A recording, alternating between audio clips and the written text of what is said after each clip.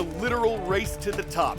And it kind of recalls the sport climbing we saw this summer in the Olympics, except instead of France, this took place in England, and instead of chalk on their hands, competitors here used spikes on their feet. A harness also helps, along with incredible athleticism. At the World 25-meter pole climbing championship, the timer button they're aiming for is 82 feet straight up.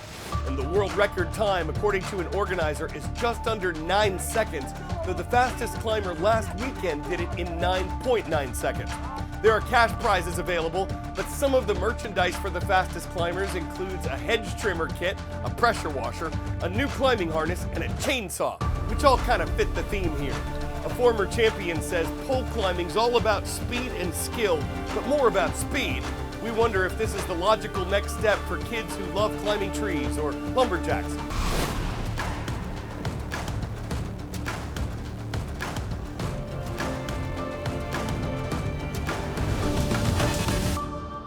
A storm at sea headlines this Tuesday edition of The World from A to Z. I'm Carl Azuz, still getting over my cold, but hopefully sounding better than yesterday. Here's what we're keeping an eye on. Hurricane season is still in full swing, even though it's now officially fall. Atlantic tropical cyclones are most common between June 1st and November 30th. And though this year's storm activity has surprised scientists by being much less eventful than they'd predicted, there is a system brewing in the Caribbean that's expected to get organized and get stronger as it moves into the Gulf of Mexico. When we put this show together, it was just a low-pressure system between Honduras and Jamaica. But early forecast models predicted it could grow to a Category 2 or possibly 3 hurricane before rolling into western or northwestern Florida later this week. If all that pans out, its name will be Helene. And we will continue monitoring this and keeping you posted as the week goes on. Hearing about some of these natural disasters we've reported on this year might have you wondering if there's something you can do to prepare for the possibilities. Yes. It can happen to any of us, finding ourselves in a situation where we need to leave at a moment's notice. And what we do before that moment can make a big impact after. Wildfires, flooding, a tropical storm. The prep starts with learning. Experts say identify the most likely situations you may face and sign up for local emergency alerts to stay informed. Then make a plan on how you'll get out and how you'll communicate with family. And build an emergency go kit. A go kit that you can pick up very quickly and get out with, and then one that's going to sustain your family for about 2 weeks. Disaster experts say your kit should have water, a gallon a day per person, non-perishable food like nutrition bars, cash, and your important documents. Proof of ownership, insurance documents for what is covered and what's not. Those types of things are really, really important, as well as identification documents, birth certificates, social security cards, sort of things like that. Some recently fleeing from wildfires in New Mexico, taking with them even more. Baby books, my daughter's DVD of her birth, that was important. And some preparedness leaders say that's okay to grab things of sentimental value if you have time. In Washington, I'm Brian Abel reporting. Word and knowledge. Which of these U.S. executive departments was established the most recently? Department of Agriculture, Department of the Navy, Department of the Interior, Department of War. Established by President Abraham Lincoln in 1862, after all the others on this list was the U.S. Department of Agriculture.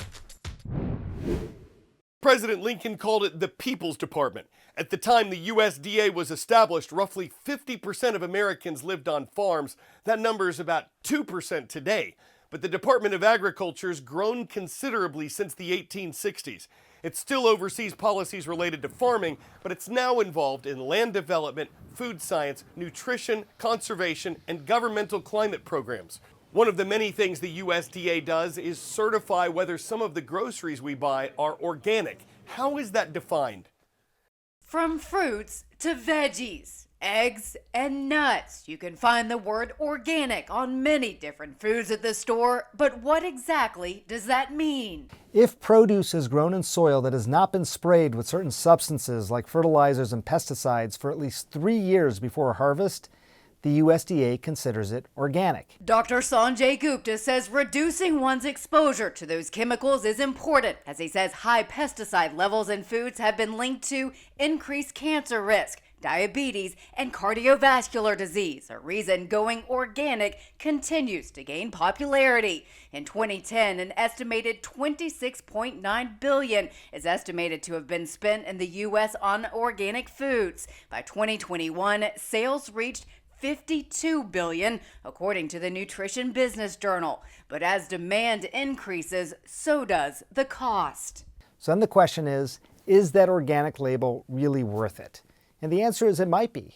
While the organic label doesn't guarantee you're going to be pesticide-free, a Consumer Reports analysis did find most organic items were. But if you can't afford to buy organic, Gupta says that study shows you can still shop smart and healthy. He says to look for products grown in the U.S. What they found was that imported products accounted for 65 of the 100 highest pesticide risk items in the study. I'm Mandy Gaither.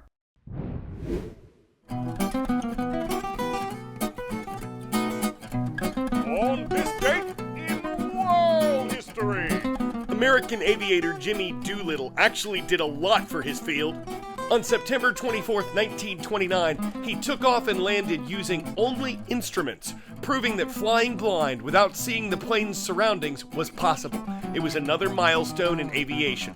This was the date when the Honda Motor Company was established. The Japanese organization had 34 employees at that time, but it would grow to become one of the top 10 largest car makers on Earth and the largest manufacturer of motorcycles. And speaking of motorized vehicles, the Routemaster double-decker bus hit the road in London on September 24th, 1954. It would become an emblematic representation of transportation in the capital of the United Kingdom. A hiker's terrifying brush was caught on camera after he slipped on a rain-soaked cliffside in China.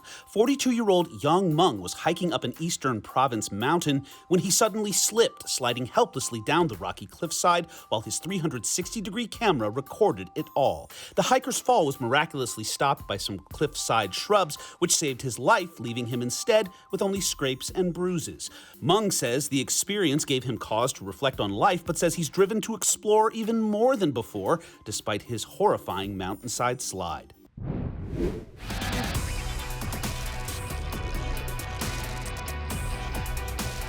Where in the world? This is considered the world's most ethnically diverse urban area. It's one of the 5 boroughs of New York City. It might have been named after the wife of King Charles II. This is Queens, the largest of New York's boroughs in area. Queens is our first stop in today's World of Viewers segment, Miss Morelli's class. Great to have you watching from JHS 217 Robert A. Van Wyck. We're happy to be part of your day in New York City.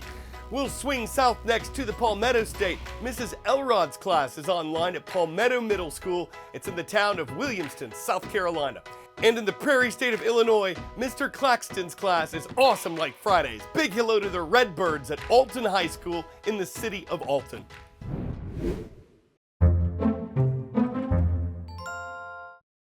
Officially, this animal is classified as a penguin chick, meaning officially, he's still a baby, waddling around his enclosure at Australia's Sea Life Melbourne Aquarium. Unofficially, well, one media website described him as an absolute unit. This is Pesto. Easy to see which one that is. He was born in January, but already weighs 50 pounds, which is more than both his parents combined and more than most adult king penguins weigh. He eats more than the average adult, taking down over 30 fish a day, though that's still considered healthy. And even when Pesto sheds his baby feathers and learns how to swim, a penguin keeper thinks he'll always be a big boy. Takes a lot of frutti di mare to feed Pesto, and keepers say it's not Genovese to clean up after such an enormous penguin. But his fans, who never saw such a bird before, truly adore him. And even though he's flightless and will never soar through the marinara, he's not all afraid of anything. When it comes to feeding time, this king's penguining all day. I'm Carl Azuz, hoping the rest of your day goes swimmingly. This is the world from A to Z, and you mean the world to me.